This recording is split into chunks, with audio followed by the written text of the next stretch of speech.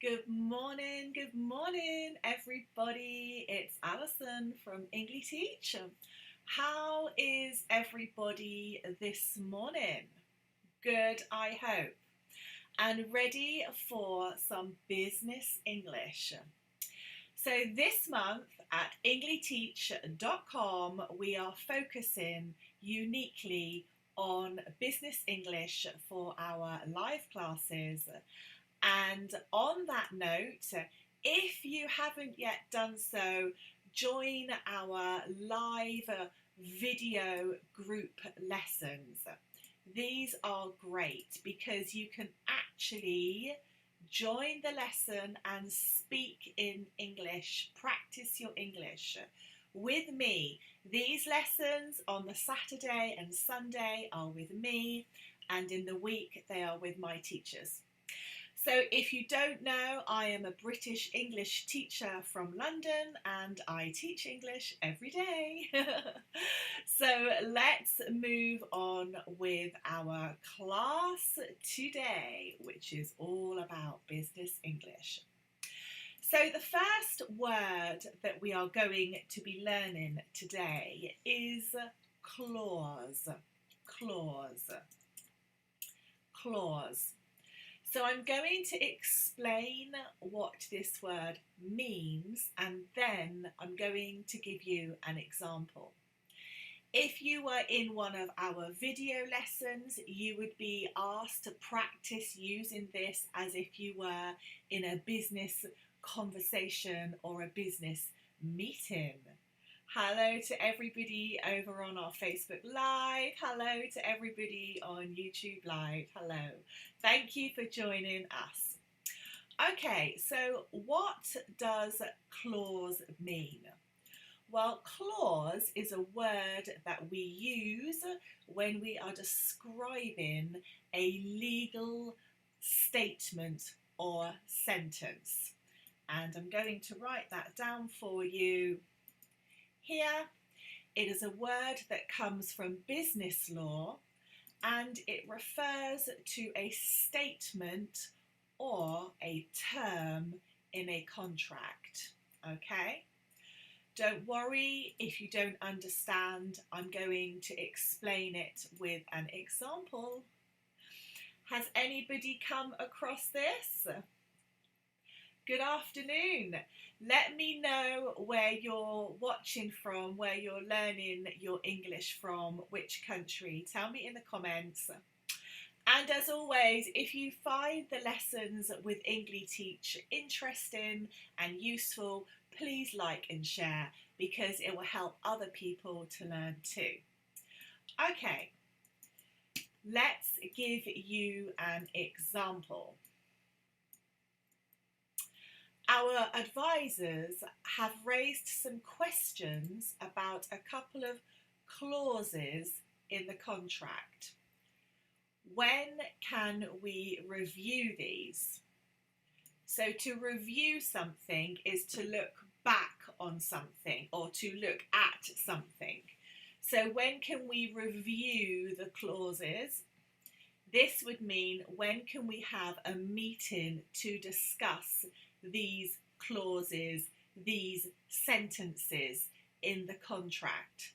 And clauses are normally very specific. They are very specific. In business law, quite often it will say, please refer to clause 3.6. Please refer to clause 3.6. And on a piece of paper, you would have all the clauses written, all the sentences. Clauses are legally binding. Normally in business, they are legally binding. Legally binding means that by law, they mean something. They mean something. And if that something isn't followed, they can be legally enforced. What does legally enforced mean? Legally enforced means that the courts or the police can make you do something or take action if you don't do something that the clause says you must do. For example, I'm going to give you an example. Paying an invoice. An invoice. Now up here I have a picture of an invoice. Let me get this up. What is an invoice? This is an invoice. So an invoice is a piece of paper and it will always say invoice on it.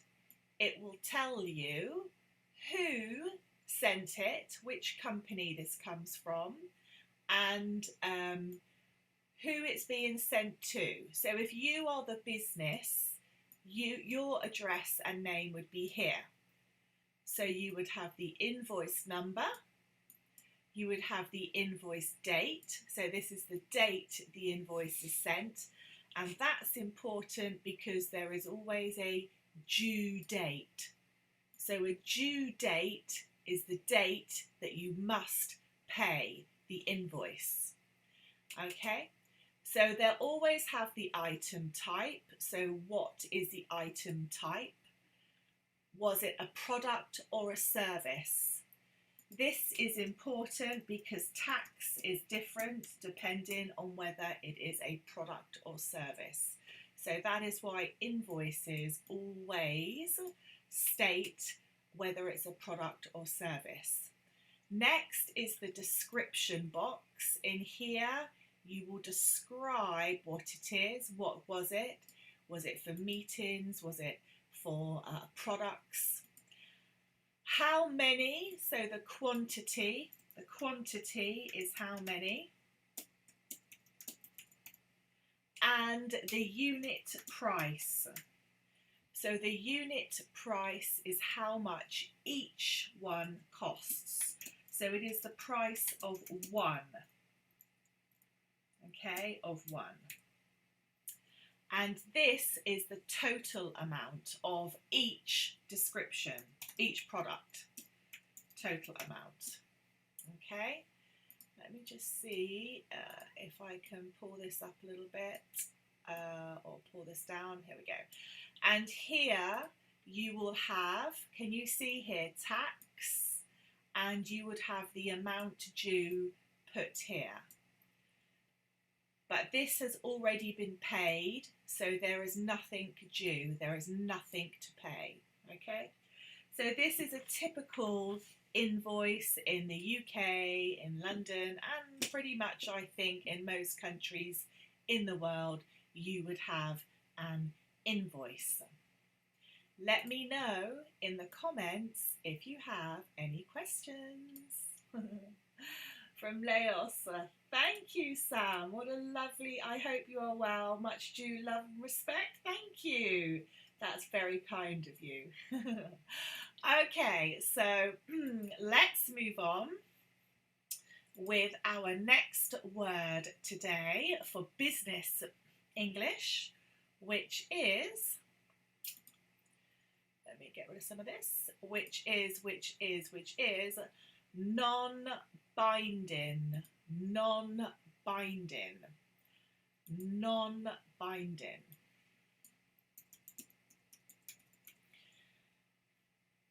So, if you are in a business meeting or a business discussion, you might want to know if a clause in the contracts are non-binding.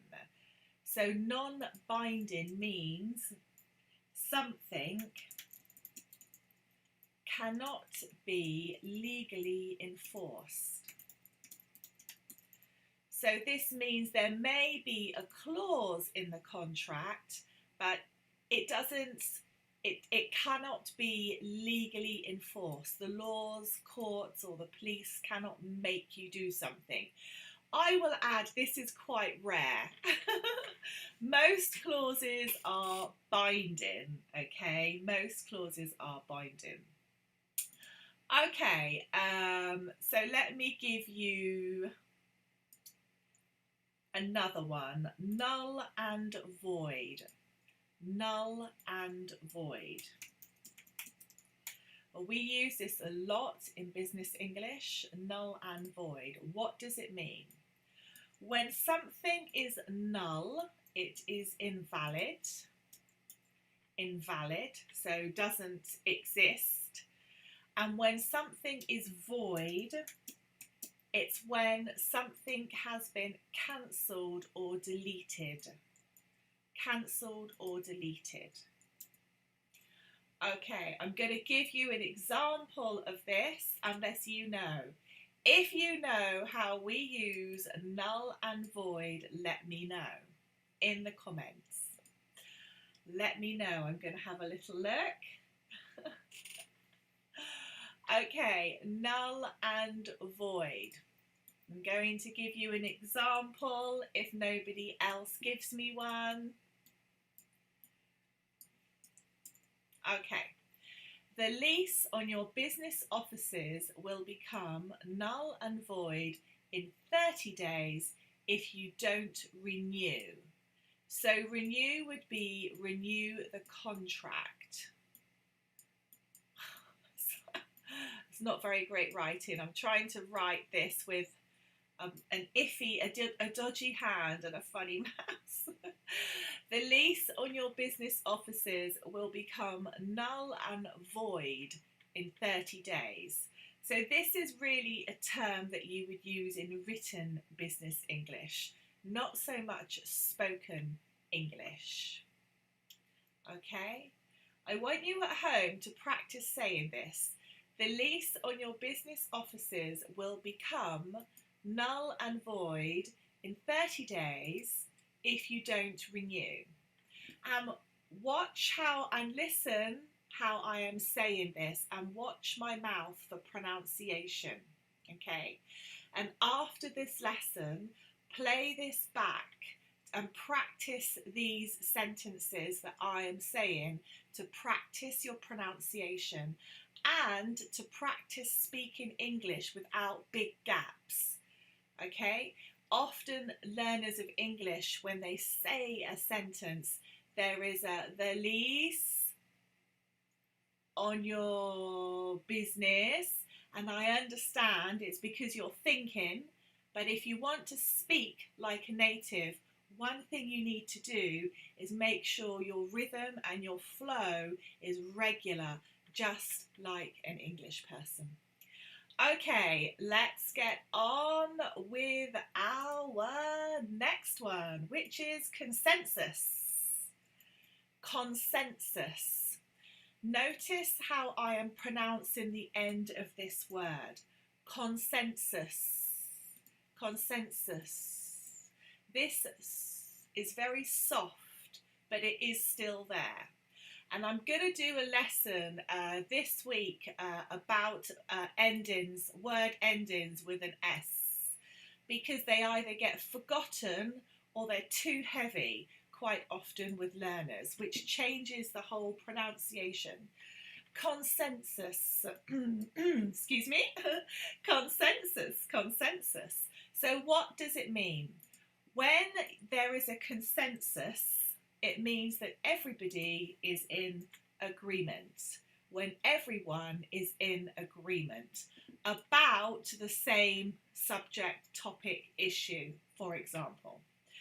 Let me give you an example in business English. In this week's meeting, all the managers were in consensus that the new contracts should start next week.